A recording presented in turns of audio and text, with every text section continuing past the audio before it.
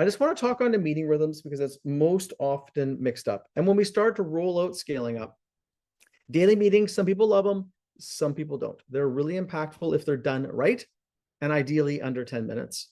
And the weekly meeting is critical because that's where you should be reviewing your goals every quarter so they don't get forgotten. So daily meeting, really simple. What's up? Daily metrics and where are you stuck? Going around the room with your team every day. We've got resources on our website and podcasts and sample videos of this. It's very powerful to align a team, particularly if you want them to move ahead faster. The weekly agenda, the point I want to make is the big red line.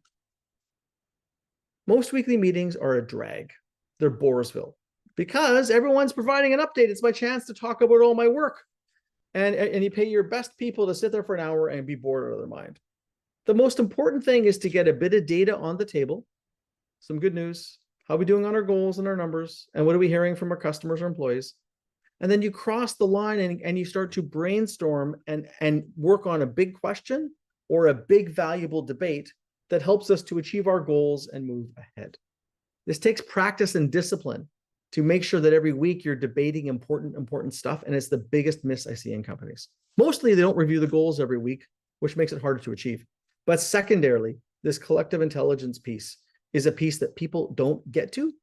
And then they wonder why there's this debate deficit that builds up, or the team is fragmented or misaligned, or people keep saying they want to skip the weekly meeting because they're bored out of their mind.